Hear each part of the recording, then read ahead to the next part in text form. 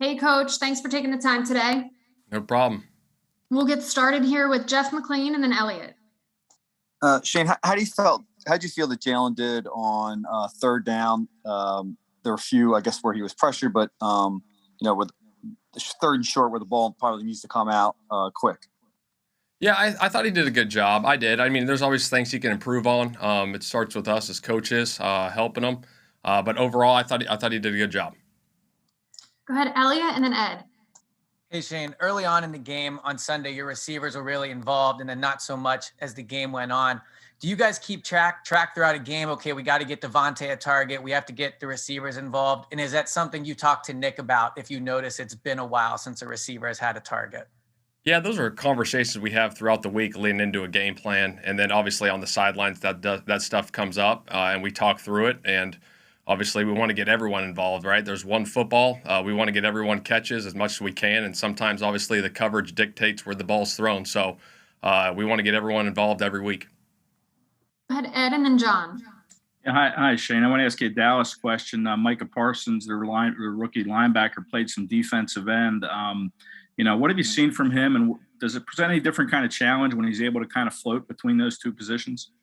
Yeah, no, that's a great question. He's a heck of a player. Obviously, he had a lot of pressures last week against the Chargers. He comes off the ball. He's got a lot of speed. You can see it on film. Good on the edge. He's good inside, too, as well. So he's going to be a heck of a challenge for us. We got to know where he's at on the field. Be ready for these guys. We're ready. Go ahead, John, and then Dave. Hey, Shane, on Jalen's sort of his pass charts for the first couple of weeks, there's been not a lot of throws towards the middle of the field, a lot outside the hash marks. Is that sort of a game plan thing? Is that coverage dictating it? What have you seen from that? And you guys self-scout that, obviously, as you look forward. Yeah, that's exactly what you said. It's really what the defense has given us, right? If we think we can, we have our routes combinations, right, that we go into a game plan, and if they're getting stuff outside the numbers, that's where we're going to take it. And if they give us the stuff over the middle, that's where the ball is going to go. So really coverage based on those as we're looking through a game plan, what they're playing defensively, and where we think the ball is going to go. Go ahead, Dave, and then Martin. Hey, Shane, I guess kind of along those lines, we haven't seen a ton of production from the tight ends in the first two games. Why has that been? And do you still think these tight ends can be a really big part of the offense? Yeah, absolutely. The tight ends are definitely a big part of the offense. We're in week 2 right now. We got a lot of football to play. We want to get everyone involved, like I said. And sometimes, right, we have schemed up routes to the tight ends, and sometimes the coverage dictates where the ball goes.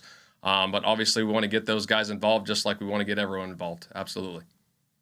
Martin and then Bo. Hey, Shane, when you look at Devonta Smith's game in particular Sunday, he had the 2 receptions on 7 targets. Were the 49ers doing anything specifically to kind of take them away? And what kind of things can you guys do to adjust to that going forward? Yeah, no, I thought he did. I thought he played all right. Obviously, there's certain things we can all get better from, right? Obviously, as coaches, we got to get better, myself included. We all got to get better, but they played some, we had some 50-50 balls to them that were, up in the air. And obviously we can do some other little things with them going forward, just like we can with everybody else. Bo and then Jeff Mosher. Jane, the decision to go for 2 down 14 or down 8 rather after you score late in the game, is that something that you have done in your past, or is that something that's relatively new to you?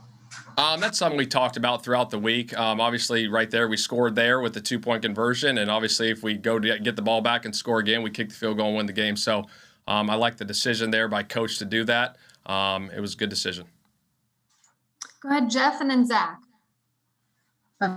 Shane, I'm just wondering, just philosophically, throughout your career as an offensive mind, is it more important for you when you come up with a game plan, or you and the staff, to have a play sheet of things that you do well, or specifically what your opponent does not do well? Because those two things don't always, go hand in hand. So how do you differentiate? Right. No, that's a good question. I think a lot of it is what do we do well offensively, what we think, and does that fit with the defensive scheme? I think that's the biggest thing. You put all this preparation in throughout the week and say, hey, we do this really well. Does this fit this week? And I think you have that kind of mindset and that mentality going in each week when you're preparing for opponents.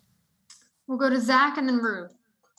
Hey, Shane, I'm sure this is something you experienced last year. When you have a young quarterback who the league hasn't seen much, especially in your offense.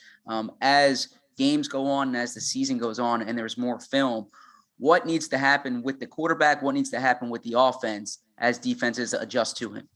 Yeah, I think you need to obviously be able to adapt. I mean, when teams are doing certain things that take certain things away, obviously you got to go through that in your weekly preparation when you're game planning. You got to be able to adapt week in and week out to have success on Sundays offensively, because teams are going to do certain things and take things away, like you said. So we got to do a great job as a coaching staff putting our guys in position to make plays. Go ahead, Rube, and then Chris. Go ahead, Chris, and then Tim. Hey Shane, you guys lost Brandon Brooks last week due to that pec strain. Does losing a guy like Brandon Brooks change the way that you guys game plan when it comes, especially to the run game? And where do you see Landon Dickerson's development right now as a right guard?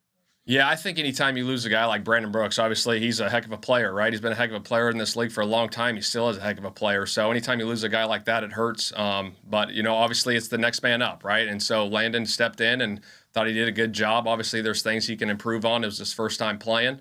But excited about Landon going forward. Go ahead, Tim. Shane, what stood out about Mailata's performance on Sunday? How did he grade out, and what can that kind of performance do for him moving forward? Yeah, no, I thought he had a heck of a game. Obviously, to be one-on-one with Bosa over there and do what he did against him was very impressive. So we just need to continue to stack those on top of each other and keep doing what he's doing, keep performing, and keep getting better. All right, we'll take one more here with Rube. Hey, Shane, we haven't seen Boston Scott the first 2 games on offense. Is there a chance we'll see him? Does he have a role? Is that dependent on what you guys are planning for the week? Where's he stand right now?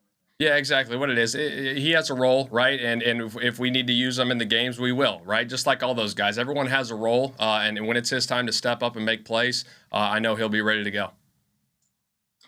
All right, thanks for the time, Coach. All right, thank you, guys.